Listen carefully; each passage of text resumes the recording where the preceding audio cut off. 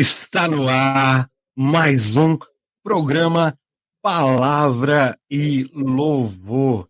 E hoje, especialmente convidado, estarão dois debatedores falando sobre um assunto incrível das Escrituras, que é: quem são as duas testemunhas de Apocalipse, capítulo 11. Vamos chamá-las daqui a pouquinho, depois da vinheta.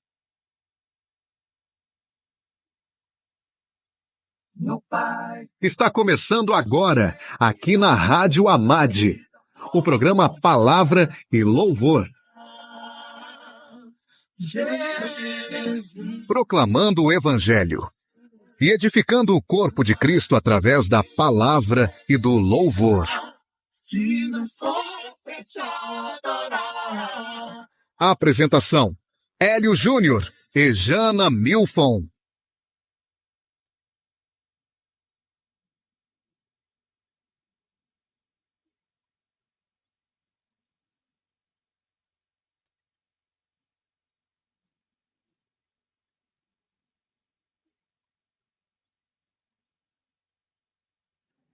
Paz do Senhor, pastor Anderson.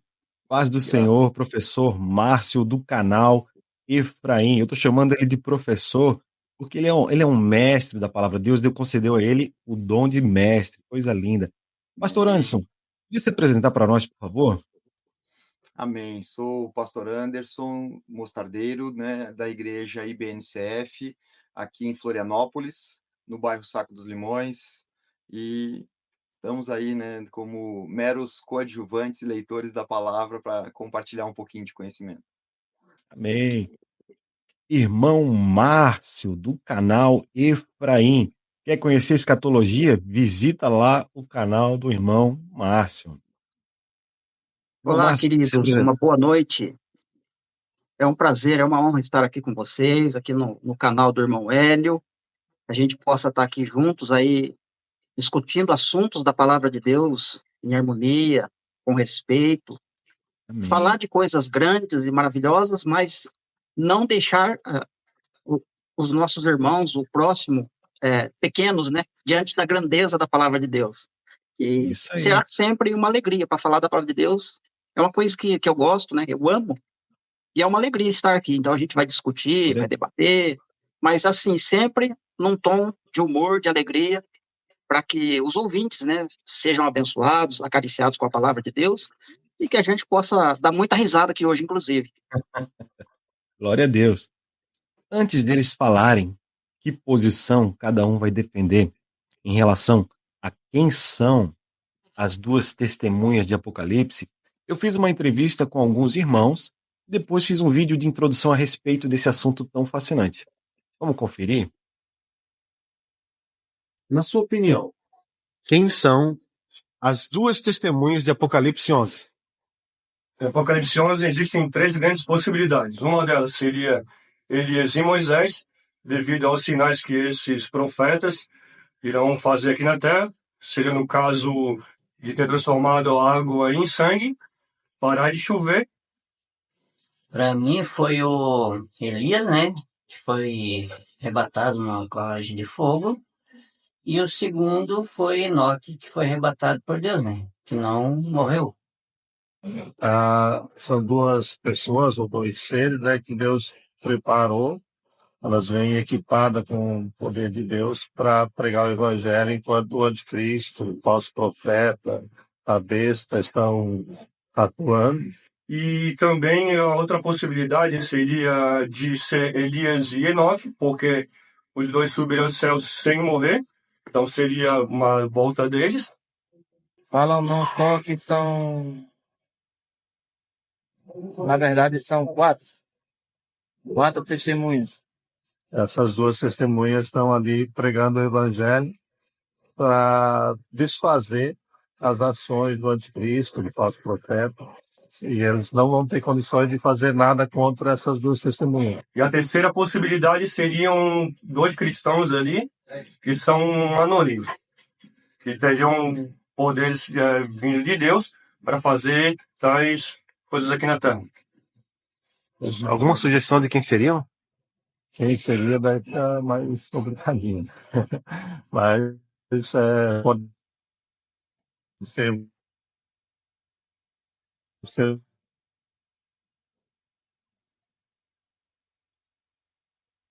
fada com poder de Galinheiro e duas oliveiras. Esse vestido lançado.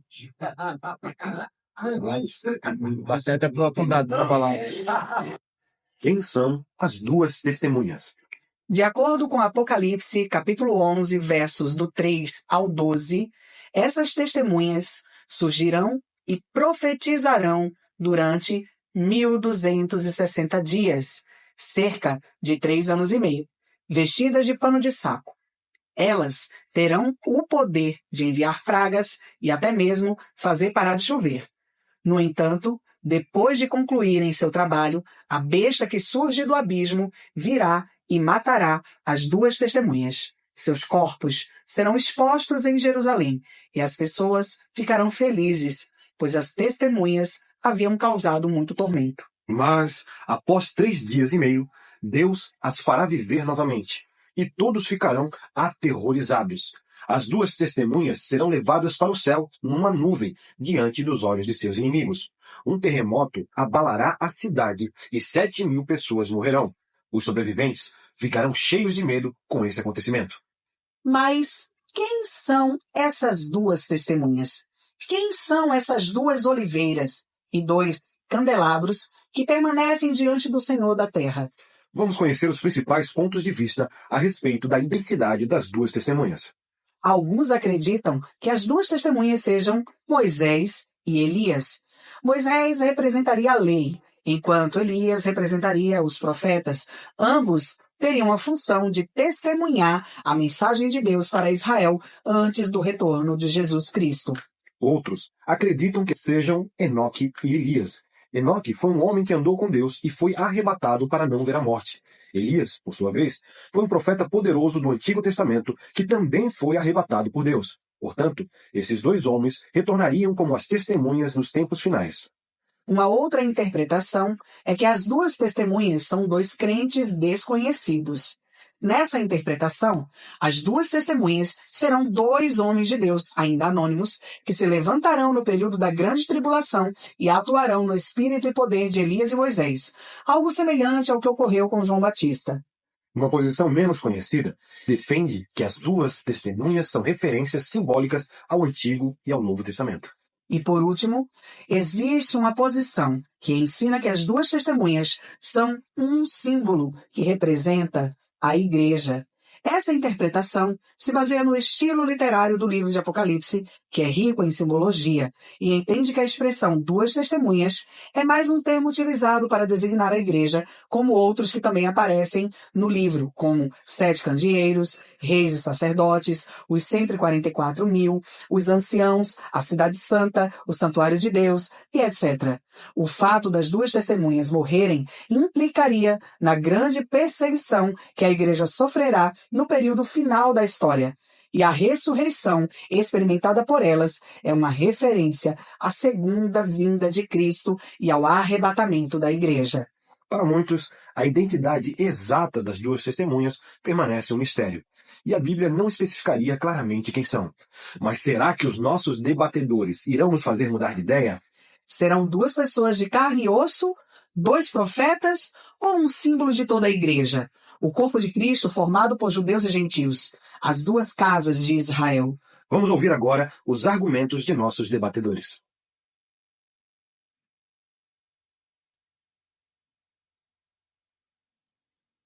E agora, hein? Quem serão as duas testemunhas de Apocalipse, capítulo 11? Pastor Anderson Mostardeiro, podia nos dar a honra, e assim, 5 minutinhos, está expondo no que o senhor crê? Quem são as duas testemunhas?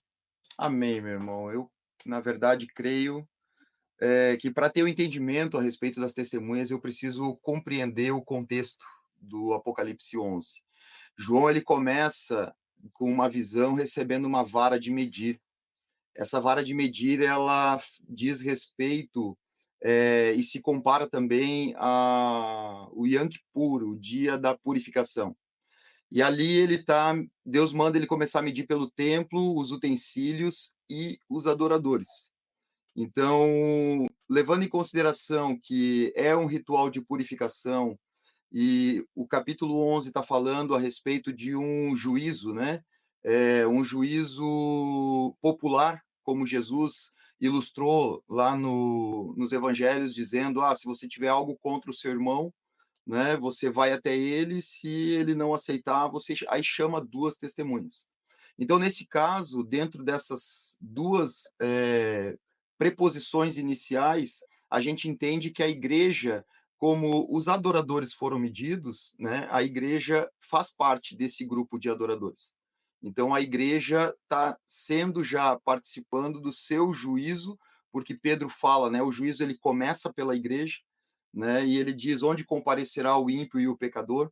Então, entende-se, né, que as duas testemunhas, pelos seus feitos, né, e pelos sinais, pelos prodígios, fazem alusão e nos remetem a essa compreensão de Elias e Moisés, né, pelos prodígios realizados, e não somente por isso, né? Malaquias, no capítulo 4 e verso 5, se eu não estou enganado, ele também faz menção à volta de Elias antes do grande dia do Senhor.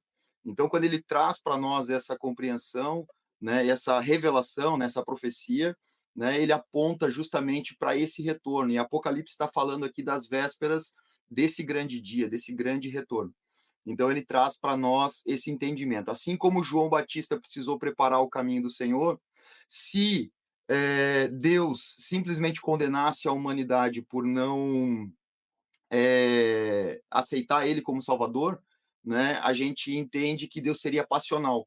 Então, Deus chama essas duas testemunhas para que, além do trabalho que a igreja já fez durante todo esse tempo de testemunhar, até o grande dia do Senhor chegar e esse juízo ter começado pela igreja, então essas duas testemunhas vêm, né, com todo esse poder para fazer exatamente o que eles fizeram. Moisés confrontou o faraó e os deuses do Egito para provar que Deus era o verdadeiro Deus. Elias confronta os profetas de Baal, então o ministério deles é no confronto de mostrar quem é o verdadeiro Deus. Né? A igreja teve seu tempo de trabalho, passa por esse processo de purificação, né, pelo juízo inicial, e então Deus chama outras duas testemunhas para que elas, sim, né, proclamem. Então, na minha visão, por toda similaridade, semelhança, né, pelo formato dessa mensagem que Moisés trouxe, Elias trouxe, então a gente crê que realmente será, né, o profeta Elias e Moisés que virão. E outro detalhe importante é que em Mateus, no capítulo 17, no momento da transfiguração lá, as pessoas que aparecem para Jesus e os discípulos ali, quando Jesus é transfigurado, né? Moisés e Elias, a visão daqueles homens, né? Apontando para nós, novamente, para aquelas testemunhas que viriam preparar, né, o julgamento final, aonde depois da ascensão deles aos céus, muitas pessoas também se convertem, né? Como diz a palavra de Deus ali. Então, eles vêm para quem está no pátio, quem está de fora. Os adoradores são medidos primeiro, então tem esse processo de purificação, e a nossa visão, né, vai ao encontro disso. Amém, coisa linda. Então, o pastor Anderson, essa noite, ele vai estar defendendo que as duas testemunhas são Moisés e Elias. Professor Márcio, por gentileza, poderia compartilhar conosco quem o senhor define como as duas testemunhas de Apocalipse? Olá, mais uma vez. Obrigado aí pela oportunidade. E estava vendo os vidinhos lá do início, as perguntas, né? Eu gosto da reação das pessoas, mesmo na inocência, e trazendo aquela sinceridade, né, na resposta. Não é aquela Sim, coisa preparada, sabe? Elas foram pegas de lógico. surpresa, mas responderam naturalmente. Então, eu Uhum. gosto muito desse tipo de comportamento, né? E é legal, bacana. Então, eu estou aqui hoje, a convite do irmão Hélio, para estar aqui fazendo uma conversa mais achegada com o pastor Anderson a respeito de Apocalipse 11. Quem são as duas testemunhas? Bem, eu entendo que as duas testemunhas de Apocalipse 11, o assunto relacionado sobre as duas testemunhas não começa em Apocalipse 11, né? Existe todo um contexto dentro das Escrituras que Deus vem preparando um terreno, assim como ele fala do anticristo desde lá do início, do Gênesis, ele começa a falar do anticristo, do fim, assim as coisas que haveriam de acontecer dentro do contexto do fim têm um pano de fundo por toda a Escritura. Deus vem remontando, vem mostrando. Um exemplo bem claro mesmo para a gente entender essa linguagem figurada que Deus fala de duas pessoas sempre, é lá no contexto de Josué, quando Deus tem lá o contexto de Raabe, 7 trombetas, as muralhas caindo, e teve lá a questão dos espias que foram enviados para espiar a terra antes de possuí-la, e Deus manda 12 espias, né, apontando para 12 tribos. Só que ao retornarem com seus relatórios, a gente vê que só 2 pessoas, né, agradaram a Deus no seu relatório. Ou seja, tem gigante, a gente vai ter que pelejar, sabe? As coisas lá não é bem fácil assim. A terra é boa, manda leite e mel, mas a gente vai ter que pelejar. O reino vai ser tomado pela força. Só que os outros 10 não tiveram essa mesma sensação, essa mesma recepção, né, com relação à terra. Então Deus não se agradou dos outros. E aí, quando chega no momento de entrar, Deus ainda fala, olha, além de eu ficar irado com esses 10, só vai entrar Josué e Caleb, o restante não entra. Só que quando você vai verificar na história a obra que Josué fez ali, né, durante o seu ministério, quando eles atravessam o Rio Jordão, Deus fala para Josué, pede para cada príncipe, cada líder de tribo, pegar uma pedra lá no fundo do rio e levantar um memorial ali. Eu quero deixar aqui um lembrete, né, de algo que aconteceu aqui nesse lugar. Ou seja, entrou 12 tribos. Mas por que Deus falou que entrou só Josué e Caleb? Ou iria entrar só Josué e Caleb? Caleb é judeu e Josué é efraimita, um gentil. Então, entrou 2 pessoas ou entrou todo o povo? Você entende? Então, é um pano de fundo que Deus vem trabalhando ao longo da história. Deus fala de 2 pessoas, mas atrás dessas 2 pessoas existe 2 povos. São 2 povos que Deus vem trabalhando ao longo da história para chegar no final ele mostrar ali os 2 povos. Em Cristo, né? São 2 tipologias, 2 figuras, os 2 ungidos que apontam para 2 povos, que são judeus e gentios unidos em Cristo, como Paulo fala em Efésios 2. Os povos que andavam em inimizade, os povos que não se davam, o samaritano com os judeus, essa parede de inimizade foi derrubada lá na cruz. Agora não existe mais nem judeu e nem gentil, porque se transformou num novo homem. Um novo homem foi formado, mas ele não deixa de ser gentil ou judeu. Só que em Cristo ele é um novo homem, sabe? Não precisa se olhar para carne ou para sangue, porque agora para entrar tem que ser pela fé. Só que a origem é um judeu e um gentil. Esse é o pano de fundo das Escrituras, né? E esse é o desfecho do Apocalipse, inclusive. Assim eu entendo, né? E aí a gente vai trabalhando aqui os textos, né? Os Então, pontos são os resumindo, pontos e os contrapontos que serão necessários para trabalhar, né? Claro. E aí a gente vai vendo aí o que vai acontecer, né? Beleza? então quem seriam as 2 testemunhas? São as 2 casas de Israel unidas em Cristo, restauradas. Então, ok, coisa linda. Então já nós temos as nossas posições. O pastor Anderson vai falar que são Elias e Moisés. Já o nosso irmão Márcio, que é as 2 casas de Israel, Judá e Efraim, representando os judeus e os gentios em Cristo, que seria então a igreja. Correto. Seria isso? Antes da gente começar a fazer algumas perguntas, eu queria dar a paz para o irmão Eliandro, para a irmã Viviane Albuquerque, irmão Irani Santiago, o irmão do canal Edificando a Casa do Senhor. Vou ver mais quem aqui. Sérgio Murilo. Margarete Almeida, Nivalda Sena e minha linda esposa Jana Milfon tá aqui também. Aí um abração também para a irmã Melissa, filha do irmão Eliandro, o irmão Daniel Araújo também. Irmãos que estão nos assistindo aqui agora, coloquem ali nos comentários quem vocês acham que são as duas testemunhas de Apocalipse, capítulo 11.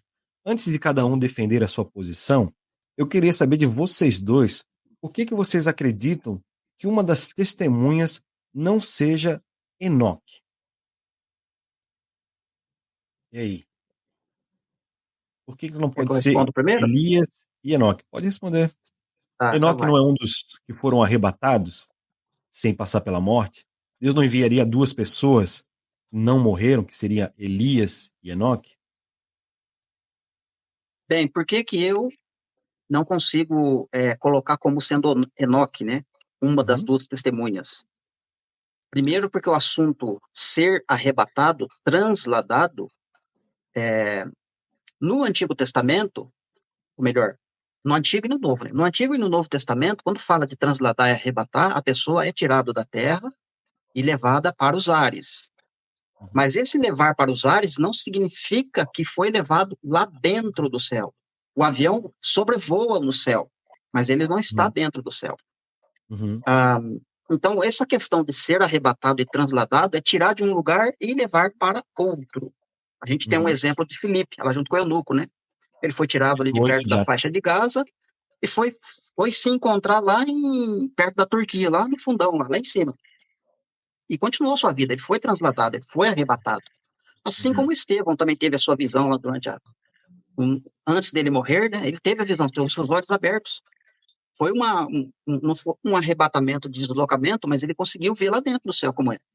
Então, quando a Bíblia está falando de transladar e arrebatar, é tirar de um local para outro. Agora, existe a possibilidade de Deus arrebatar o espírito do homem e o levar lá em cima para entregar mensagem, para mostrar coisas para o homem enxergar, entender algumas coisas e escrever para nós, que nem o caso de Enoque. Enoque foi levado, sim, lá no céu, nos lugares, não lá dentro do céu, vamos dizer assim, a não ser em espírito. E aí ele escreveu. O que ele viu, escreveu, e o que ele escreveu, os homens arrancaram de dentro das escrituras. Aí a carta de Judas está ali para confirmar que Enoque escreveu e profetizou, né? Então, ele teve que vir, descer de volta para a terra, pregar, profetizar e escrever o que ele viu. E Judas relata isso para a gente. E dentro do contexto dos profetas e outros salmos e outros livros da Bíblia, a gente vê frases e porções de que se encontram dentro do livro de Enoque. Mas o assunto não é falar do livro, mas sim do arrebatamento de sentido. Então, eu não acredito que seja Enoque por conta de... O próprio Novo Testamento me dá a informação de que Enoque morreu de fato. Ele foi arrebatado, mas ele morreu. Se ele morreu, e agora ele tem que voltar, ele teve que ter seu corpo transformado para sobreviver 5.000 anos. Seja no céu onde que ele está. Ele tem que sobreviver 5.000 anos para voltar agora no nosso futuro, para pregar uma mensagem e ainda morrer de novo. Só que aí vai contrariar mais uma vez o Novo Testamento, porque o Novo Testamento diz que só se morre uma vez. Então, se ele vir para morrer de novo e ainda vir com o corpo transformado, porque para sobreviver 5.000 anos, tem que estar com o corpo transformado. Se ele não morreu naquela época, ficou vivo, de alguma forma, e Deus está sustentando ele vivo, beleza, de alguma forma. Aí ele vem para morrer. Se lá ele não morreu, por que o escritor aos Hebreus, capítulo 11, fala que ele morreu? Então, há essa contradição. Por esse motivo, eu não acredito que seja Enoque. Então, a explicação do irmão Márcio, vocês aí no comentário do chat do YouTube, podem rebater se quiserem. Ele disse que não seria Enoque, porque ele acredita que Enoque morreu. Pastor Anderson, quer acrescentar alguma coisa? Não, a minha visão... Por exemplo, a gente não vai discutir, por exemplo, a respeito do livro de Enoque, não vai discutir a respeito do que ele falou, onde está Elias e Moisés, qual parte do céu, qual região, que isso daria uma outra live, né? A gente vai ficar no assunto de Vamos nos É, ater às é, testemunhas. vamos nos ater às duas testemunhas, senão vai dar uma live de.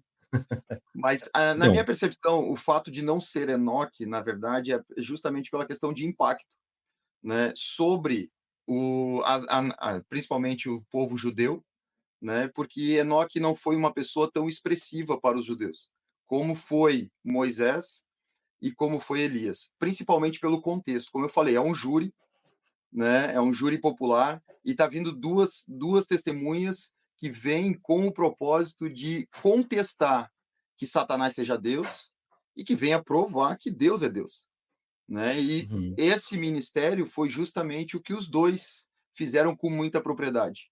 Tanto Moisés contra os deuses do Egito, para trazer a evidência e recuperar a fé do povo judeu num Deus, num único Deus verdadeiro, né, em relação aos deuses do Egito, e assim também como fez Elias, né, justamente contra os profetas de Baal, né, naquele desafio que ele coloca diante da nação para resgatar a fé.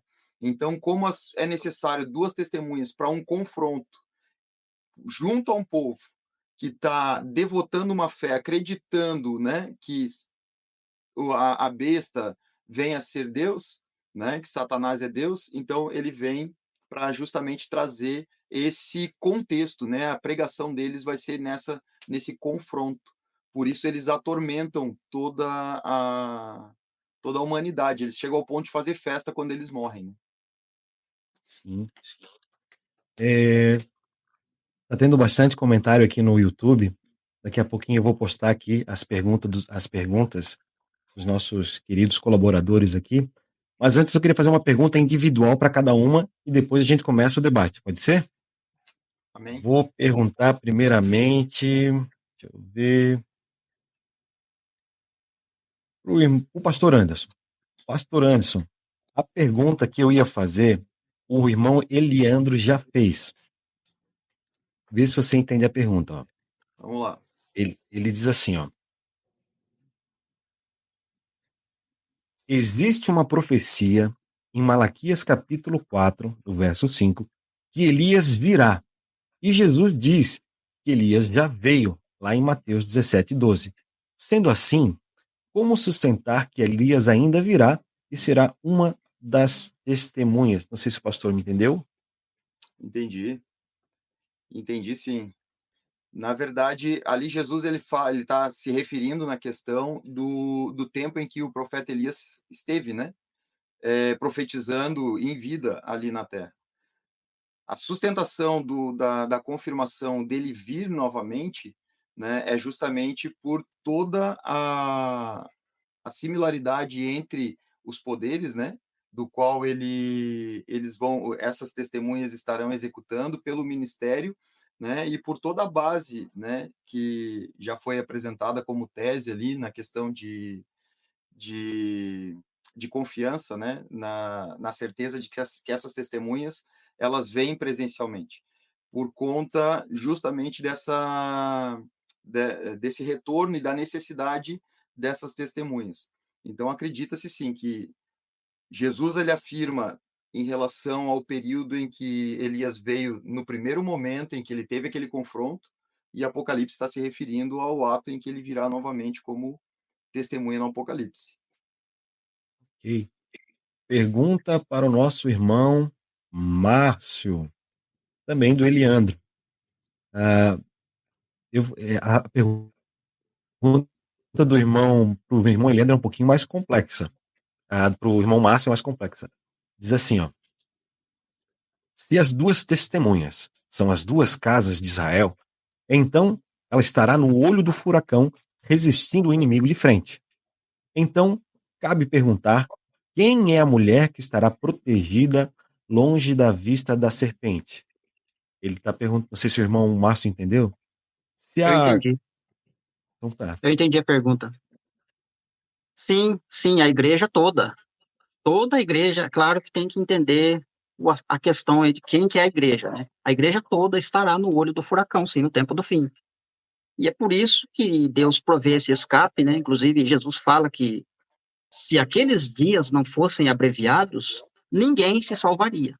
Ou seja, como que as pessoas não se salvariam? Que tipo de abreviamento seria isso? É claro que a resposta vai tocar em outro tema, que não é o tema da live, mas é necessário, né? Então, a mulher de Apocalipse 12 é a igreja. Sim, e ela é as duas casas de Israel unidas, né? Tanto é que ela tá com a lua debaixo do pé, né? Revestida de sol, com as 12 estrelas na cabeça. Toda aquela simbologia ali nela já está falando de Israel. A lua está falando do contexto da antiga aliança, né? Que a antiga aliança passou, né? Ficou para trás, está no aspecto da nova aliança, e o filho varão está para nascer, que é Cristo, né? Aquela mulher não pode, de maneira nenhuma, ser Israel, né? Ela pode ser representada em Israel nos dias que Jesus nasceu. E daí saiu de Israel Jesus, né? Mas agora Cristo está sendo gerado na igreja, o seu corpo está sendo formado, né? Assim como uma criança é formada dentro de um ventre de uma mulher, né? Então, quando ele ficar pronto, quando ele ficar adulto para nascer na igreja, o que vai acontecer? Metade da igreja vai ser levada para o deserto, assim como Israel, quando saiu do Egito, né? Com asas de águia, inclusive. Lá em Apocalipse 12 vai repetir a informação. O contexto do Egito é revivido, inclusive, ali, né? Apocalipse 12. Então, a igreja, uma parte vai para o deserto, sim, protegida por Deus, e uma outra parte vai confrontar a besta. Porque Deus, né, já deixou ali a parte que compete para as duas testemunhas, que são povos, né? Inclusive, aquela perseguição é, sim, o restante da descendência da mulher que foi para o deserto é, sim, é a outra parte que ficou na cidade, que não foi para o deserto, que vai ficar ali e vai confrontar a besta. Então, Amém. eu acredito que seja desta forma. Então, o olho do furacão, sim, envolve toda a igreja, mas uma parte dela vai ser conduzida para o deserto. Até porque precisa se cumprir o que Paulo fala, né? Nós que estivermos vivos na sua vinda. Então, como que as pessoas vão permanecer vivas no olho do furacão, né? Diante das perseguições que vão surgir, né? E a gente sabe que a perseguição vai se dar através das câmeras, né, inclusive. Então, você tem que fugir da área urbânica, né? Urbanizada. Se você ficar na cidade, com certeza você vai ser, como é que fala, um alvo fácil, né, para besta. Então, ela vai para o deserto para fugir da vista do dragão. Uma parte Entendido. foge e a outra parte vai confrontar o dragão e vai morrer na mão dele. Irmão Eliandro, se as suas perguntas aos nossos dois debatedores foram respondidas com excelência, coloca aí nos comentários a sua opinião. Agora, meus irmãos, vamos fazer então o debate? Vamos fazer a pergunta de um para o outro. Pastor Anderson, quer começar perguntando ou respondendo? Posso começar respondendo, sem problema. Ok. Irmão Márcio, poderia fazer uma pergunta para o nosso amado pastor Anderson a respeito das duas testemunhas? Posso sim. Vamos lá. Pastor Anderson, para sustentar biblicamente de que Moisés e Elias retornará no nosso futuro para confrontar a besta, vamos dizer assim, sendo assim Elias e Moisés, como que o irmão contextualiza a preservação da vida deles, tanto Moisés quanto Elias, desde a época que eles sumiram até o tempo deles retornarem? Como que o irmão interpreta esse intervalo, esse ato de tempo, não exatamente aonde eles estão, mas sim como eles estão sendo mantidos vivos? Essa é a minha pergunta.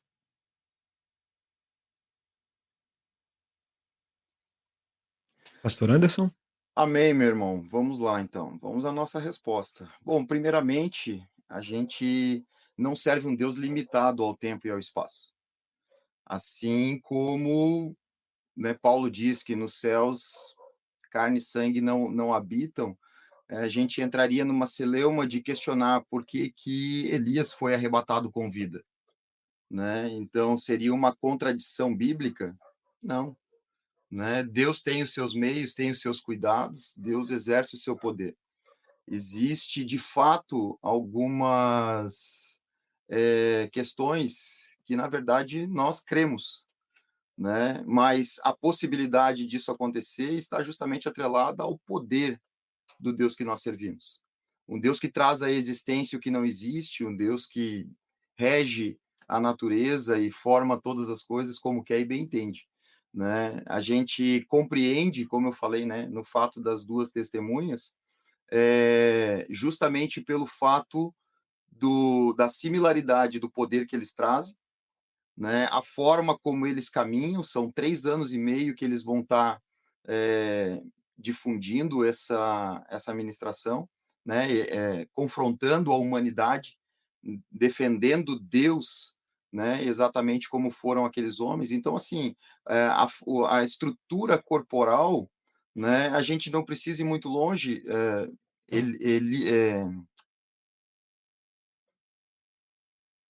Elias, no vale de ossos secos lá, também trouxe à existência um exército, com apenas o comando da voz, né? Se ele, auxiliado pelo poder de Deus, pôde realizar isso, por que Deus não poderia trazer à existência aqueles que ele mesmo, né, guardou, preservou diante dele, como ele mesmo diz, né? As duas oliveiras, os dois castiçais preservados diante dele, né? Então, existe essa conotação. O Senhor mesmo foi quem preservou as duas testemunhas para esse momento, né? Do qual ele já sabia na história que ia acontecer. Amém. Pastor, professor Márcio, satisfeito com a resposta? Mais ou menos. Eu vou ler aqui, réplica que fala agora, eu vou ler aqui. Olha só o que diz, Deuteronômio capítulo 34, versículo 5, a seguir. Assim morreu ali Moisés, servo do Senhor, na terra de Moabe, segundo a palavra do Senhor. Este o sepultou em um vale, na terra de Moabe, defronte de Bet-peor. E ninguém sabe até hoje do lugar da sua sepultura. Tinha Moisés a idade de 120 anos quando morreu. Não lhe escureceram a vista e nem se abateu o seu vigor. Então, de fato, Moisés morreu. Devido ao contexto de Satanás brigar com o arcanjo Miguel com relação ao corpo de Moisés, mas Miguel dispersou o inimigo e enterrou o bichinho, o corpo de Moisés em um local que ninguém sabe até hoje. Não foi achado, está escondido. Foi sepultado e morreu. Hebreus capítulo 9, versículo 27, diz que ao homem está destinado a apenas morrer uma só vez, vindo assim depois disso o juízo. Hebreus capítulo, eu vou ler agora, Hebreus capítulo 11, versículo de número 39, vai dizer assim, ó. Só um momento, deixa eu entrar aqui rapidinho. Tá aqui. Diz assim, ó. Ora, todos estes que obtiveram bom testemunho por sua fé não obtiveram, contudo, a concretização da sua promessa, por haver Deus provido coisa superior a nosso respeito, para que eles, sem nós, não fossem aperfeiçoados. Eles não podem ser aperfeiçoados sem nós, porque Deus está trabalhando no seu corpo, no corpo do Filho, Cristo, a igreja. Então, o corpo está sendo aperfeiçoado. Nenhum membro pode passar na frente de um outro membro. Vamos dizer assim, a mulher grávida, quando ela tem uma criança, o bracinho do bebê não vai sair antes da hora da barriga para viver fora do corpo. O corpo vai nascer por completo. Então, o texto está dizendo que eles morreram e não obtiveram a promessa, que seria herdar a vida eterna, ressurreição. Morreram e não ressuscitaram. Se eles não ressuscitaram, morreram. Estão aguardando o dia da ressurreição, que vai ressuscitar junto com a igreja. Agora, como que eles vão voltar para morrer mais uma vez? Entende? Como que eles vão morrer de novo? Eu não encontro um respaldo bíblico na palavra. Eu posso falar do poder de Deus, sim, mas eu não encontro um respaldo bíblico para falar que eles estão sendo sustentados pelo poder de Deus. Despertador deu a hora aí.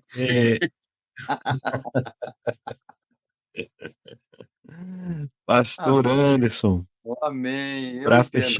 Para finalizar o assunto, um minutinho para finalizar esse assunto. Vamos lá, então. Só para finalizar, eu entendo a perspectiva do irmão e super compreendo, né, dentro da analogia dos textos, né, numa perspectiva mais isolada. Mas quando a gente olha para o contexto bíblico, o que falar do dia da ressurreição do Senhor, quando muitos mortos ressuscitaram com ele? E a palavra de Deus diz, né? Então, se o autor de Hebreus crava, né, que seria isoladamente uma prática de que todo mundo não ressuscitaria, né? O que dizer, então, por que Jesus, quando ressuscitou, um monte de gente veio com ele junto, né? Então, aí abre-se precedentes para uma outra discussão, num outro momento, né? Que o foco são nas testemunhas. Então, tendo por base essa questão, Deus pode, sim, trazer de volta a testemunha que ele quer ressuscitar para defender ele com o ministério que ele usou lá no Egito com muita propriedade e autoridade. Um amigo, né? Amém. Glória a Deus. Pastor Anderson, pergunta para o nosso irmão Márcio. Amém, amém. Então vamos lá, a gente começa justamente pela questão inicial, né? Como eu falei ali do Yom Kippur, né? O sacrifício da purificação, ou seja, o julgamento já começa pela igreja, e se a vara de medir fala em medição do templo, dos utensílios e dos adoradores, né? Se a igreja é o adorador, se a igreja hoje são os adoradores do Senhor, e se foi a primeira a ser medida, por que que Deus colocaria as duas casas, né, como testemunhas, né, diante das nações, como relata ali o texto?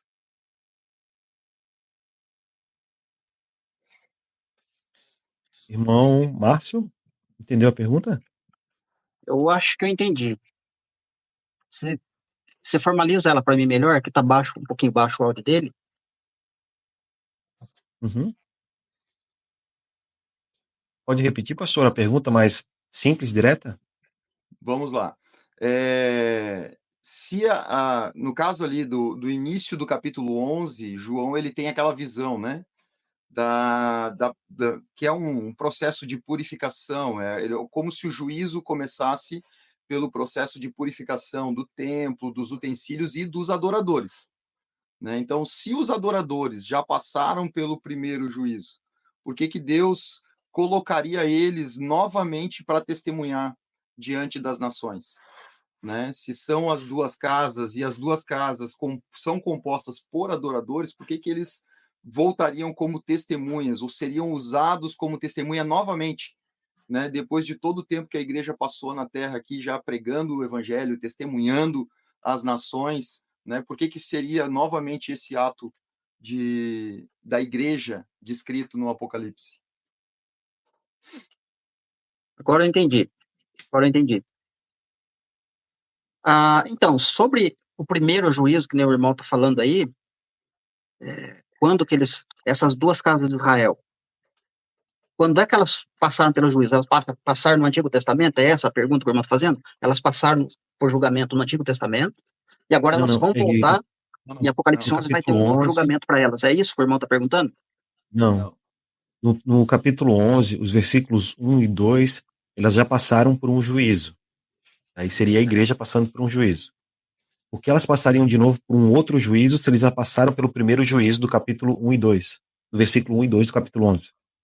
Na verdade, por que que eles seriam usados como testemunha se eles já foram purificados junto com o templo e os utensílios? Sim, agora eu entendi. Agora eu entendi. Na verdade, não são dois juízos, né? É um só juízo que está falando ali. Na verdade, a vara de medir. Agora eu vou responder. Deixa eu abrir aqui, ó.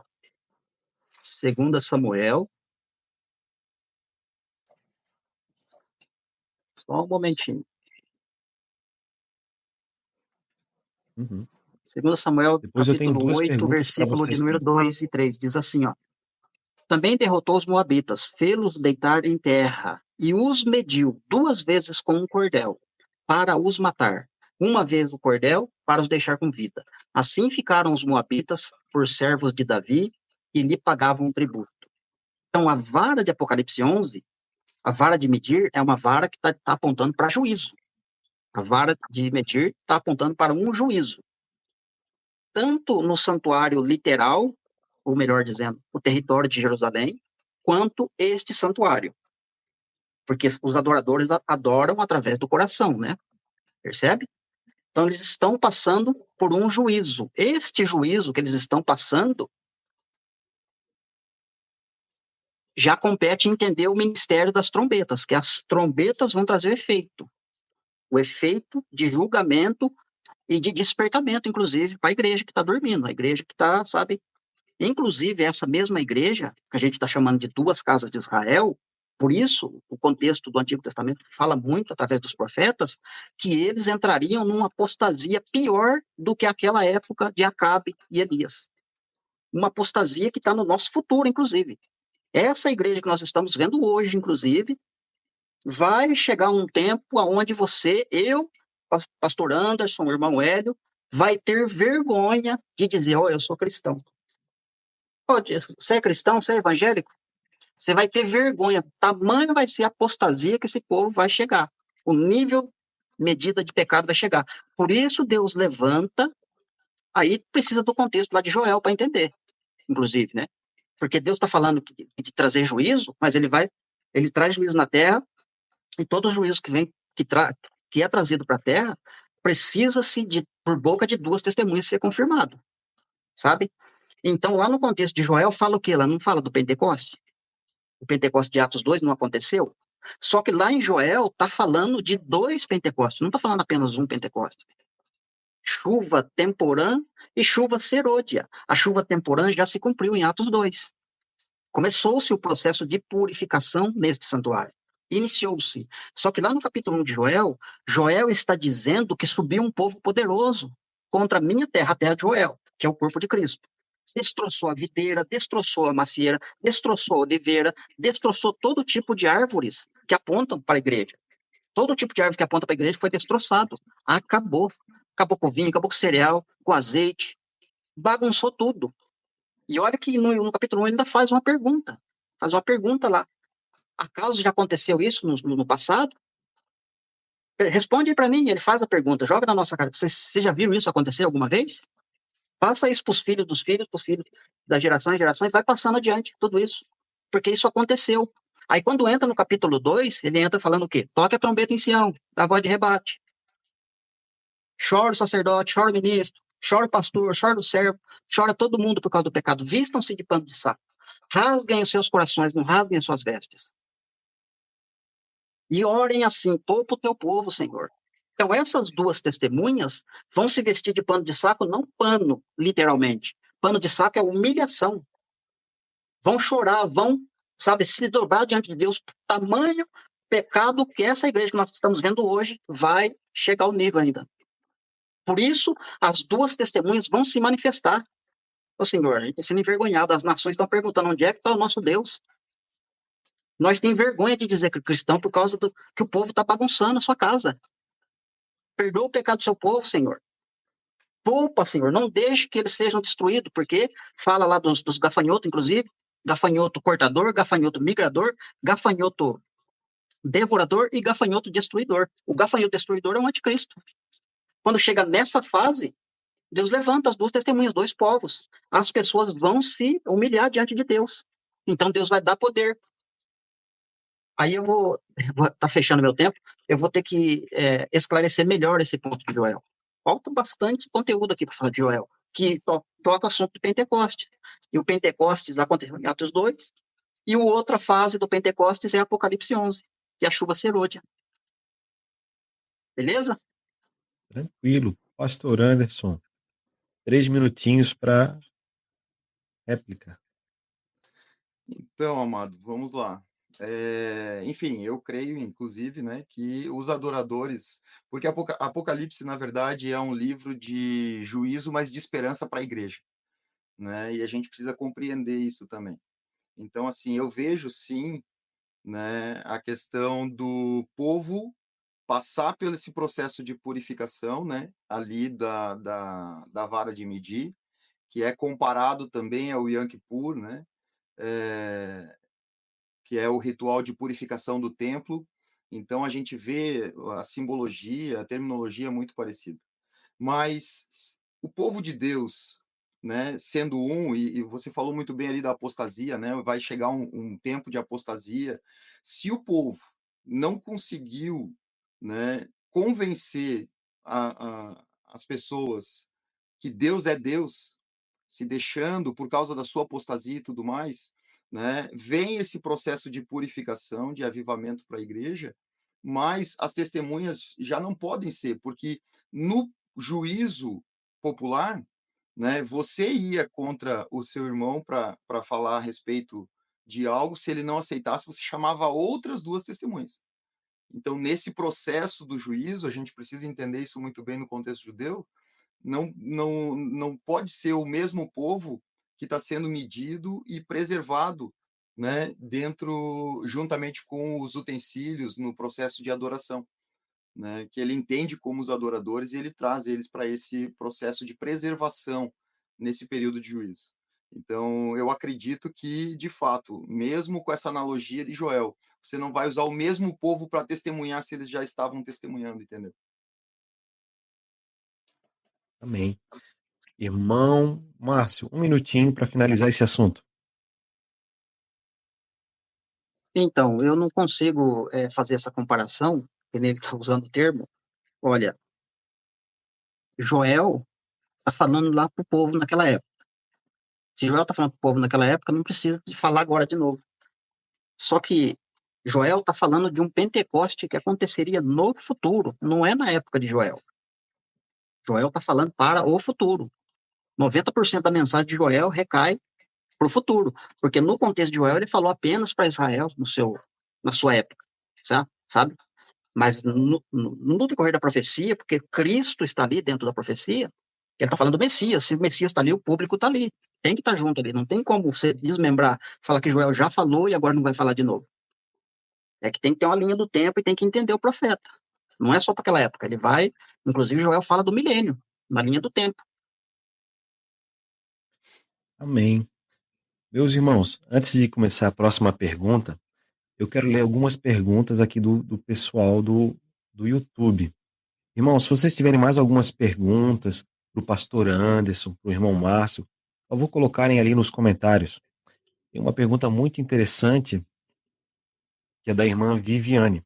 Mas antes da irmã Viviane fazer botar a pergunta da irmã Viviane aqui no ar, eu quero fazer uma pergunta para cada um, pode ser? Vamos lá. Ó. Pode. Primeira pergunta para o pastor Anderson. Pastor Anderson, me tira uma dúvida. Se Elias e Moisés são as duas testemunhas, então significa que elas estarão na última semana de Daniel, proclamando o arrependimento às pessoas, às nações, ao povo de Israel, a quem seja, né? Me vem a seguinte questão. Então quer dizer que Elias e Moisés não irão participar das bodas do Cordeiro? Exato. Eles têm essa finalidade de 3 anos e meio para depois serem, né, como o texto sagrado diz, eles morrem e depois o Senhor ele restaura eles e leva eles para os céus, né, diante dos olhos de todo mundo, né? Enquanto é o trabalho da testemunha, né, irmão? Enquanto o povo está em festa, ele vai estar lá, ó, Que tristeza de Elias e Moisés. confrontando o povo. É o problema de ser amigo do noivo, né? Irmão Márcio, agora uma pergunta para o senhor. Vamos lá. Se as duas casas, aí eu queria que o senhor fosse sucinto para não demorar muito, pudesse explicar da melhor maneira mais rápida. Se as duas testemunhas são as duas casas de Israel, ou seja, judeus e gentios em Cristo, ou seja, a igreja, as duas testemunhas seriam a igreja, as duas testemunhas morrem. Então significa que toda a igreja morre? Toda a igreja será aniquilada, visto que as duas testemunhas morrem. E aí, como a gente sai dessa? Não, não toda a igreja, né? Não toda a igreja. Não toda a igreja. Não tem jeito, porque, como eu falei lá no início, né? Tem um grupo que Deus preserva vivo no deserto. Até mesmo, não só no deserto, nos 4 cantos da terra, Deus vai estar arrebatando a sua igreja. Então, só um Então, minuto, então. mesmo em Não, as lugares duas isolados, testemunhas não seriam toda a igreja? não, não. Não, porque vai ter pessoas nascendo, né? Com essa pregação das 2 testemunhas, com muito poder, a pessoa vai acabar de se converter. Como é que ela vai ser testemunha? Para ser testemunha, tem que tocar trombeta. Estamos dentro do ministério de trombetas, sabe? Tem o alinhamento das festas, aí tem que esticar, sabe? Não tem como falar rápido. Mas então, não é todos que podem tocar trombeta, não tem jeito. Malemar vai conseguir acordar, para falar a verdade. Malemar vai acordar para a realidade da vida. Você entendeu? Não são todos que vão ser testemunhas, Não, não. não é sério. Ok. Agora vamos para a pergunta da irmã Viviane. Deixa eu ver para quem que ela fez a pergunta. Ah, tá. Ela fez para o pastor Anderson. Pastor Anderson, ela diz assim, ó. Como é que o evangelho será pregado no mundo todo? Como é que 2 homens farão isso? Como é que essas 2 testemunhas vão pregar para o mundo todo? É fácil, né, irmão? É fácil porque hoje em dia, imagina você mentaliza assim, chega uma pessoa e começa a fulminar aqueles que vêm contra ele com fogo sobrenatural que sai da sua boca. Amado, isso vai virar notícia no mundo todo e a mensagem deles vai ser proclamada. As pessoas vão fazer esse trabalho de divulgação e anúncio, né? Eles vão fazer o trabalho deles, são 3 anos e meio para que eles façam esse prenúncio, né, essa defesa de Deus com prodígios, sinais e maravilhas. E os olhos estão sempre voltados para Israel, né? O mundo todo, a imprensa, e isso tudo vai ser notório e conhecido, né? E os Entendido. repórteres e tudo Ou, mais, com ou certeza. seja, através da tecnologia. A tecnologia vai ajudar muito eles nesse processo. Entendido. Irmão Márcio, chegou a hora de fazer uma pergunta para o pastor Anderson. A última pergunta. A última pergunta do irmão Márcio, e depois nós teremos a última pergunta do pastor Anderson. Última pergunta do irmão Márcio para o pastor Anderson. Maravilha. Apocalipse 11, eu não lembro aqui qual o verso, mas eu vou citar ele de cabeça aqui. Os corpos das 2 testemunhas ficarão estirados na praça da grande cidade, que espiritualmente se chama Sodoma e Egito, onde também o seu Senhor foi crucificado. Ou seja, 3 lugares. Sodoma, um lugar, Egito, outro lugar, Jerusalém, outro lugar. Os 3 não é a mesma coisa. E ainda existe uma quarta geografia aí, que é a grande cidade. Se são 2 literais, como que os corpos dessas 2 pessoas literais estarão em Jerusalém, Sodoma, Egito e grande cidade? Entendendo que grande cidade é o mundo inteiro, é a grande Babilônia. Pastor Anderson. Amém. Entendeu a pergunta? Entendi, sim, entendi.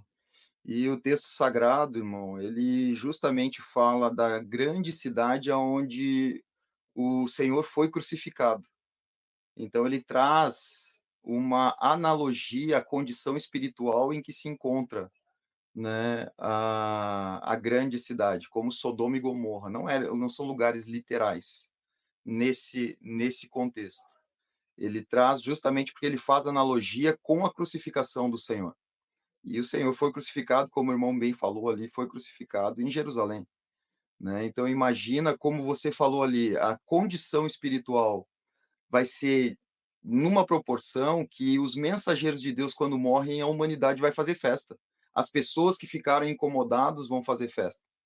Então ele traz uma analogia espiritual para que fosse compreendido a condição da qual Deus vai estar preservando a igreja de tudo isso, né? Aonde a igreja passa pelo primeiro processo de purificação, permitindo com que durante essa peleia, essa briga mais acirrada em defesa do Senhor, né, essas duas testemunhas estivessem ali fazendo esse trabalho, né, à frente, tanto que quando a besta sai do mar, vem, afeta eles, eles morrem, né, e posteriormente eles vêm a ser ressurretos, né, e levados aos céus diante de todos os seus inimigos, né, para impactar justamente a vida daqueles que duvidaram do seu testemunho, da sua pregação e de todo o contexto que eles trouxeram, né? Então, quando a gente olha para esse contexto, ele traz uma analogia de uma condição espiritual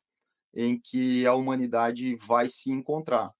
Justamente por isso a necessidade. Se João Batista precisou vir para preparar o caminho do Senhor, e lá em Mateus 17, como eu respondi para o irmão, ele não estava dizendo que Elias não voltaria mais, ele disse: Elias veio e vocês não acreditaram, não deram crédito, não valorizaram o profeta de Deus, não deram ouvidos à mensagem do profeta, né? Então ele também fazendo alusão a João Batista, que veio preparar o caminho do Senhor, anunciar. Essas duas testemunhas vêm preparar também, né, a vinda definitiva. E aí a vinda definitiva do Senhor, a gente sabe que vem Jesus e a igreja e é para condenação, não é um juízo aonde você vai julgar dizendo não, você vai ser absolvido, né? Não, você vai ser absolvido. Não, vem para exercer o juízo mesmo. Aí é para condenação. Amém. Irmão Márcio. Então, ele falou bastante da condição espiritual. Condição, eu entendo, eu sei que é condição. A condição é espiritual, mas ele está falando de geografia ali. Se ele não estivesse falando, se ele quisesse espiritualizar o caso, né, ele só faria Jerusalém, pronto.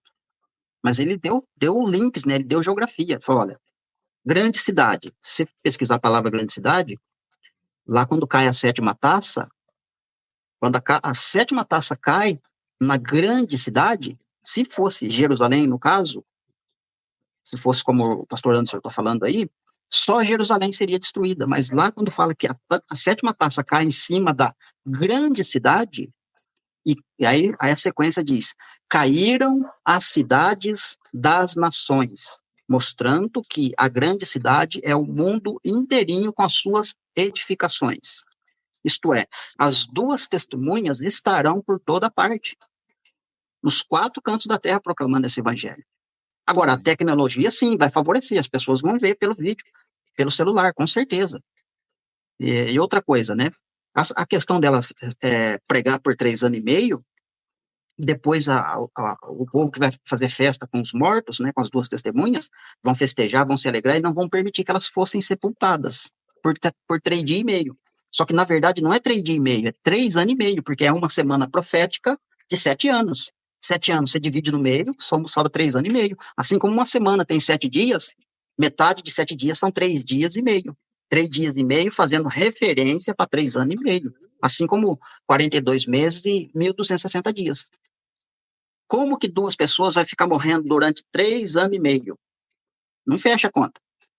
Entendeu? Você pode espiritualizar, você pode falar que a condição espiritual é para mostrar que Jesus foi crucificado em Jerusalém e porque as duas testemunhas estão só em Jerusalém. Não estão. Elas estão nos 4 cantos da terra. Elas têm que proclamar o evangelho. Aliás, cristão, como eu falei, né? Se 2 testemunhas é a igreja, tem que estar nos 4 cantos da terra para dar testemunho de Jesus. Ser-me-ei minhas testemunhas Jerusalém, Samaria, Judéia e até os confins da terra, nos 4 cantos da terra. Não tem testemunha só em Jerusalém. Esse é o desfecho. Amém. Para fechar o assunto, pastor Anderson. Amém, irmão. Na verdade, o contexto ele é geográfico, mas ele é espiritual também. A gente não consegue separar essas duas coisas, né? Porque a grande cidade onde o Senhor foi crucificado remete a Jerusalém. Sodoma e Egito remete à condição em que os povos vão se encontrar, né? A alegoria de que a igreja, né, o povo de Israel quando sai do Egito, né, depois de 400 anos lá, é a mesma semelhança da libertação da igreja quando nós nos convertemos, né? Então, assim, a gente faz uma alegoria espiritual de assuntos geográficos, né? E quando eu trago o contexto espiritual, eu digo justamente essa questão, a condição de pecado, da iniquidade a nível mundial será muito grande, né? E, de fato, as testemunhas anunciarão o evangelho para os quatro cantos da terra, né? Aí, como eles têm poder, e o mesmo poder que Deus deu para eles para percorrer a humanidade toda anunciando que só Deus é Deus, né? Por isso Amém. que todas as nações serão afetadas. Vai ser a última pergunta do debate, vai ser o pastor Anderson que vai fazer. Mas antes dele fazer essa pergunta, alguém escreveu uma pergunta que eu queria compartilhar. Deixa eu ver para quem é. Ah, tá. É pro irmão Márcio. Irmão Márcio, eu não tenho o nome da pessoa aqui, só diz que é do Mirante do Mar. Ela diz o seguinte: as duas testemunhas são características semelhantes a Moisés e Elias. Então, como é que pode ser a igreja se tem as características de Moisés e Elias? Essa é a pergunta da pessoa. Ok. Então, na verdade, Deus está trabalhando. Na verdade, desde o Egito, Deus está mostrando o pecado do Israel lá dentro do Egito. Deus envia Moisés e Arão para tirar o Israel de dentro do Egito por causa do pecado, etc., escravidão. Tira eles do Egito. Leva eles para Canaã, sabe? Tem todo o contexto lá. Levou lá dentro de Canaã, eles começam a pecar, começam a se desviar do Senhor Deus. Aí Deus tem que trazer juízo novamente, por causa do pecado. E quando Deus está trazendo um juízo, Deus aproveita o momento para falar do tempo do fim, que vai ser semelhante. O próprio Jesus usa esse termo. Assim como foi nos dias de Noé, assim como foi nos dias de Ló, ou seja, a gente tem que olhar para o contexto do passado, ver o nível de pecado do povo que subiu e Deus trouxe juízo. E, por favor, repete só o finalzinho da pergunta que eu acabei me esquecendo aqui, no meu Ela raciocínio. falou que as duas testemunhas, elas têm as características de Elias e Moisés. Se elas têm as características de Elias e Moisés, como você pode afirmar que é a igreja? Então, na verdade, é o ministério profético de Moisés e ministério profético de Elias, derramado sobre Jesus, primeiramente. Quando fala lá em Malaquias 4, olha, eis que eu enviarei o profeta Elias, ele converterá o coração dos pais aos filhos, dos filhos aos pais, antes que venha o grande dia do Senhor, etc. Aí Jesus entra e fala, olha, melhor dizendo, os discípulos perguntam primeiro, mestre, os rabinos falam que Elias virá, o senhor diz o quê? E ele fala, olha, de fato Elias virá.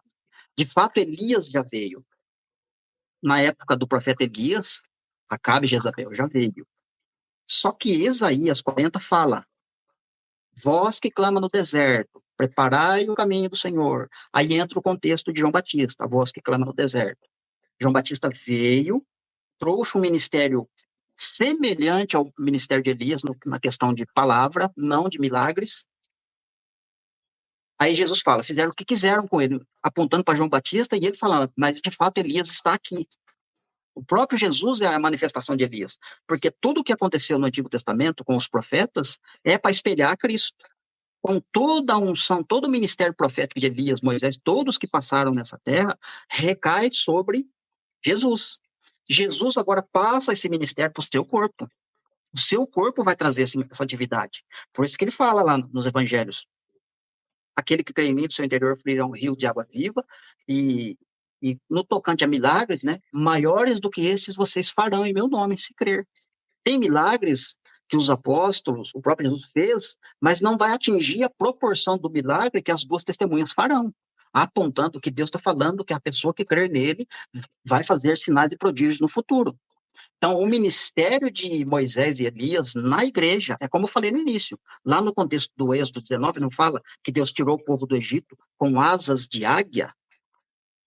Ou seja, o próprio filho desceu ali na sarça ardente, aponta para a entrada da última semana, inclusive, e começa as trombetas, as pragas caírem no Egito, a mesma coisa vai acontecer na última semana aqui, no nosso tempo. Então, esse ministério vai recair sobre a igreja, é o que eu falei, é o Pentecoste segunda fase.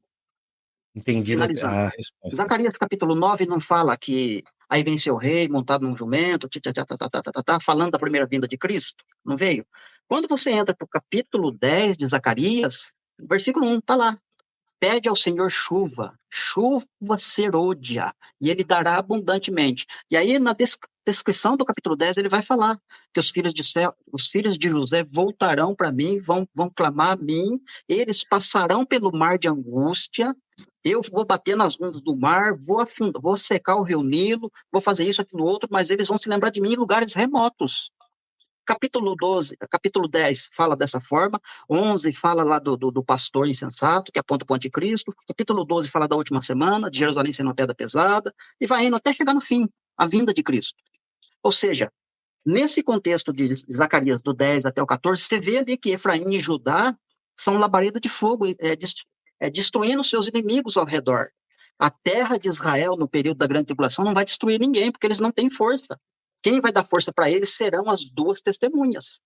Agora, como que são duas testemunhas se Israel está lá? E as duas casas de Israel é a igreja? Aí que tem que entender. Israel carnal é uma coisa, Israel espiritual é outra. Deus está falando por meio dos profetas de Israel carnal e de Israel espiritual. Efraim e Judá espiritual e Efraim e Judá carnal.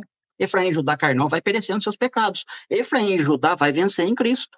Vai se tornar labareda de fogo e vai devorar a direita e a esquerda. Assim como Apocalipse, estou finalizando, assim como Apocalipse 11 fala que as duas testemunhas devoram seus inimigos, Zacarias capítulo 12 fala que Efraim e Judá vai devorar a direita e vai devorar a esquerda, com labareda de fogo, como se fosse brasa, ardente debaixo do fogo. Então tem que entender os contextos. Aí eu finalizo aqui. Amém. Entendido, então. Seria no ministério de Elias e no ministério de Moisés. Entendido a resposta do professor Márcio. Vamos para a nossa última pergunta. Quem vai fazer é o pastor Anderson. Pastor Anderson, última pergunta do debate. Amém. Eu vou devolver ao amado irmão ali a pergunta que o Hélio me fez, né? Com base lá na passagem de Daniel. Então, se a igreja e a casa de Israel, né, se as duas casas de Israel espiritual são as testemunhas, quem está nas bodas? Aí a pergunta é essa. Não, talvez essa pergunta o pastor não vai, talvez só para deixar claro, o irmão Márcio, ele é pós-tribulacionista. Então, no caso, ele entende que as bodas vão acontecer depois da tribulação. As bodas não aconteceriam no... As bodas é o milênio. Verdade, tá certo. As bodas vai ser o milênio. Amém, meu irmão. Então, em relação a essa crença, na verdade, fica então a questão da dúvida, mais uma vez, né? Se é um juízo da qual a gente precisa de outras duas testemunhas, né? Por que seria usado de novo as duas casas de Israel, se os adoradores já estariam, né, preservados com o Senhor, já teriam passado ali pela parte do juízo, né? Eu devolvo a mesma pergunta que eu fiz antes ali, para que o irmão tenha mais tempo para esclarecer essa questão para nós. A pergunta é, se as duas casas de Israel é a igreja, e a igreja, através da medição da vara, que é uma adoração, já foi medida, por que ela tem que sofrer outro juízo? É essa a pergunta? Que ela seria usada como testemunha, porque na verdade assim, ó, a igreja, a gente já é testemunha na terra, né? A Bíblia diz que nós somos um com Cristo, né? E com o Pai. Se nós já trazemos a defesa de Deus, por que o Senhor usaria as mesmas testemunhas se ele está precisando de outras? Se a gente está indo contra os incrédulos e eles não estão aceitando, por que o Senhor nos usaria de novo, insistindo com as mesmas testemunhas? Se Jesus, quando ele fala a respeito de juízo, né, e é esse contexto que a gente precisa entender, né, nós estamos em o contexto de Apocalipse 11 ali é um juízo popular, do qual você está confrontando ali o seu adversário e você precisa de outras duas testemunhas. Eu entendi. Se nós, como representante de Deus, já estamos confrontando a humanidade, como que Deus nos usaria de novo como testemunhas nesse outro período para dar mais ênfase, na verdade, naquilo que a gente já está condenando eles, né? Na questão de que só Deus é Deus. Por que que ele Então, nos usaria isso? na Pode falar. realidade, pastor, tem uma coisa assim que me perdoe se eu pegar pesado, mas eu preciso falar Não, algumas coisas aqui agora que pode ser que ressoe estranho aí para o pastor. É que, na verdade, como eu falei no início, o contexto geral da igreja hoje é lastimável, para falar a verdade. E vai ficar pior, não. E vai ficar pior. sim, Assim sim, como Israel pecou no passado, Deus levantava testemunha onde? Dentro de Israel. O profeta não é levantado do meio do povo? sim, Sim ou não? Se sim, o profeta foi levantado do meio do povo para repreender o povo, Deus vai usar da mesma forma. Assim como Elias, o pai dos dois sacerdotes, que eu esqueci o nome agora, Ofni e Finéias, né? Ofni e Finéias davam um mau testemunho no meio do povo. O pai deles era um sacerdote de renome. Deus não levantou Samuel lá debaixo do nariz de Samuel, de Eli, para repreender Eli. Olha, Eli, você não me dá ouvido. Seus filhos estão dando trabalho, seus filhos estão pisando na bola. Eli. E eu vou fazer uma coisa terrível em Israel. Essa mesma ideia, pastor, nós temos que transformar para o nosso contexto hoje. Nós temos que repreender, sim, nossos pais, nossos filhos, espirituais falando, não é nossa família. Ou seja, o nosso confronto, a nossa pregação não é só para atingir o pulador de carnaval, o bebedor de cachaça. A nossa pregação tem que, como é que se diz aqui, tocar em todas as áreas, inclusive os nossos irmãos. Se eu estiver falando heresia, se eu estiver falando coisa que fora das escrituras, o pastor tem que me repreender, o pastor tem que, sabe, dar um chega para lá em mim. Da mesma forma, eu preciso falar umas verdades para o senhor, no caso. Então, a igreja hoje está dormindo de uma forma espetacular. Espetacular, não acorda de jeito nenhum. Você pode jogar água fria, você pode jogar bloco de gelo junto com o balde ali que bate na cara, a pessoa desmaia mais ainda em vez de acordar. Então, vai ser preciso dar uma sacudida na terra, como Deus fala pelos profetas. Eu vou abalar o céu, eu vou abalar a terra, vou chacoalhar o bambuzeiro, porque eu quero ver o povo despertar do sono. Inclusive, lá o profeta Zacarias, no capítulo 4, ele é despertado como alguém que está dormindo. E aí ele mostra lá duas oliveiras. As duas oliveiras são as duas casas de Israel. E as duas casas de Israel são os dois ungidos que estão em pé diante do Senhor. Só pode ficar de pé quem está acordado. Quem está dormindo está deitado. Por isso que o texto vai falar que fica de pé.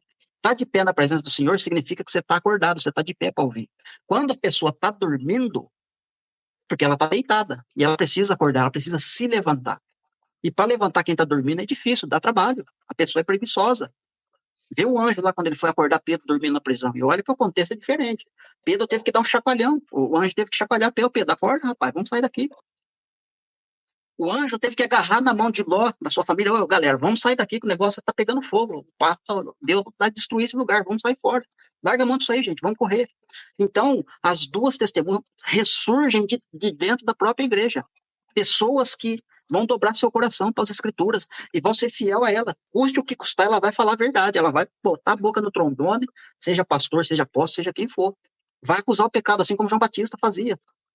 Quando era pessoa que queria se arrepender, ele batizava. Mas quando chegavam os saduceus, os mestres da lei, os rabinos, os caras que eram bodes guias do povo, que ensinavam errado para o povo, ele chamava de raça de víbora. Quem que ensinou vocês a fugir da ira de vindoura? Então, é nesse aspecto que Deus levanta duas testemunhas. É para despertar, inclusive, o juízo vem primeiro na casa de Deus. É essa a ideia que o Apocalipse 11 está trazendo para nós. Vem primeiro para chacoalhar a igreja mesmo. E as duas testemunhas saem de dentro da igreja. Não é alguém que vai vir, sabe, um extraterrestre, ou vai nascer não sei de onde, vai vir do céu. Não. Deus vai levantar do seu lugar mesmo. De dentro da igreja vai surgir pessoas que vão estar dispostas a morrer pelo evangelho. Como fala em Apocalipse 12, eles não amaram sua própria vida e morreram por causa do testemunho de Jesus. Compreende? Amém. Amém. Pastor Anderson, palavras finais sobre o assunto? Amém. Não, é que a visão, enfim, o texto ele dá margem para inúmeras interpretações, né? Mas eu acredito que o Senhor, como eu falei, o Apocalipse também é uma mensagem de esperança né, para a igreja, né? E a percepção ali da evidência, né, que vem é que os adoradores, na verdade, foram preservados junto com o templo e os utensílios já no começo, para que depois as nações pudessem, né, pisar ali o pátio do templo e as pessoas pudessem ser repreendidas pelas testemunhas, né? Eu creio mais nessa compreensão e nessa interpretação do contexto, né? Amém. Mas também. Fechamos o nosso debate. Irmão Márcio, 3 minutinhos de considerações finais. Eu quero dizer que foi uma bênção ter vocês aqui. Quero agradecer a todos que nos acompanharam. Eu sei que tem muitos pontos para serem debatidos. Escatologia, um link vai puxando outra coisa, né? É um quebra-cabeça que vai sendo montado. Cada assunto vai puxando o outro. E não tem como discutir todos numa live. Mas eu quero Verdade, agradecer a presença do. realmente, Quero agradecer a verdade, presença do realmente pastor Márcio. é um universo de informações e de links, né, que vai Se desdobrando, conectando, né? conforme você vai falando, vai vindo, e você não quer parar de falar, né? Você É quer verdade. falar a Bíblia inteira, não tem jeito. Mas eu quero agradecer, É, sim, mais uma vez aqui a oportunidade. Quero falar aí com o pessoal do grupo Efraim, pessoal do canal Efraim, muito obrigado vocês que fizeram um esforço e estão aí. Eu ouvi aí alguns nomes do pessoal que faz parte do grupo lá, Efraim, pessoal que estão no canal Efraim, inclusive. Que Deus abençoe ricamente a vida de vocês. Muito obrigado. Que Deus abençoe também a vida do pastor Anderson, ministérios, toda a sua igreja, porque eu sei que a igreja vai, se não estiver assistindo, vai assistir com certeza. Amém. E que Deus possa abençoar mesmo a igreja aí sua, o pessoal lá, que vocês, né, como é que fala? É, é, joga a cara para dentro da Bíblia mesmo, vamos estudar a palavra de Deus, né? Não é só falar do leitinho, do evangelho, que Cristo salva, tá, e aquilo outro, não. A Bíblia toda tá ali, Deus deixou para a gente estudar, discutir e ver os mistérios, né? Não é só para ficar lá na cadeira sentado, sabe, vendo o pastor falar aquilo outro, não. A gente tem que demonstrar interesse pela palavra de Deus em toda ela, não só em alguns pontos. Então, meu muito obrigado, que Deus abençoe essa igreja, que Deus abençoe a família, o ministério, o canal do irmão Hélio Júnior, né, o canal Ministério Palavra e Louvor. Eu venho acompanhando o amém. trabalho de vocês, um trabalho maravilhoso, os louvores, né? Amém. E eu sei como é difícil, irmão Hélio, a parte acústica, microfone, a tom de voz, sabe, câmera. Eu sei como é que fala, o que envolve por trás de tudo isso. Eu sei que isso é uma coisa Uhum. absurda. E se você não investir, você não consegue apresentar um trabalho de excelência, né? Tem É que verdade. investir, não tem jeito. Então, a gente que está nesse trabalho, usando a plataforma do YouTube, seja lá qual for a plataforma, para divulgar a palavra de Deus, a gente tem se esforçar, dar o nosso melhor, para Deus, né, alcançar as pessoas, né? E assim a gente está também oferecendo ali o nosso sacrifício para Ele nesse questão também, nesse requisito, e ampliando os horizontes, né? Alcançando por todos os lados mesmo, né? A estaca para a direita, para a esquerda, para trás, para frente. E é isso aí, que Deus abençoe a todos vocês, meu muito obrigado, e desculpa aí se eu fui grosseiro, falei alguma coisa aí que pegou Não. pesado de alguma forma O aí. fato de a gente discordar em alguns assuntos não altera a nossa comunhão como irmãos. Pastor Anderson, considerações finais. Amém, irmão Hélio Júnior, muito obrigado. Nossos agradecimentos ao ministério de vocês, a oportunidade de estar participando aqui juntamente com vocês, com os ouvintes, aqueles que estão nos acompanhando agora, né? Também Pela Rádio Amade. é um prazer imenso a rádio, né? É um prazer imenso poder estar participando aqui, né? Representando o nosso ministério também, né? A Igreja Batista Nacional ali do bairro Saco dos Limões, né? E toda aquela comunidade. Louvo a Deus pela vida do irmão Márcio, que abrilhantou aqui esse momento, né? De aprofundamento do conhecimento bíblico. Pastor Anderson, o senhor esqueceu de falar das quatro testemunhas. Também é algo que a gente gosta muito. Eu tenho muito prazer assim em poder estar falando a respeito da palavra de Deus, conversando sobre as escrituras. É algo que eu gosto muito, né, de entender opiniões, de conhecer, né, e falar a respeito. É uma bênção, né? E o meu muito obrigado aí para todos vocês. Rogo que o Senhor abençoe muito, né? Que as pessoas possam ser impactadas de forma a terem a sua curiosidade despertada pela palavra, para quererem conhecer, se aprofundarem nesses temas, porque como o pastor Márcio falou, o irmão Márcio falou ali, quanto mais a gente mergulha nessa questão do conhecimento da palavra, né, mais ela confronta a gente e o nosso entendimento e a veracidade das escrituras. Então, é muito saboroso, é muito delicioso isso, né? Viver isso, né? E ter a nossa vida transformada pela palavra é algo sem precedentes. Não há nada que se compare a isso, né? E que o Senhor abençoe muito aí esse ministério e que tenham muitas outras lives, né? Amém. Onde o Vai ter Senhor venha sim. impactar muitas vidas aí por meio da palavra. Deus abençoe a todos. Amém. Meus irmãos, então vocês aprenderam quem são as duas testemunhas de Apocalipse 11? Não importa se você não entendeu. O importante é que você é uma testemunha de Jesus.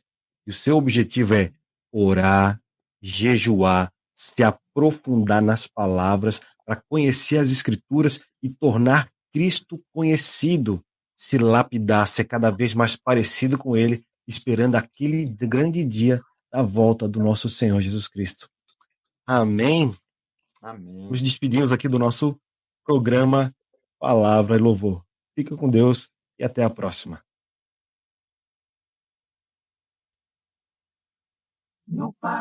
Você acabou de ouvir o programa Palavra e Louvor, com a apresentação do Hélio Júnior e Jana Milfon. Até a próxima! Não faz sentido respirar e não for pra te adorar.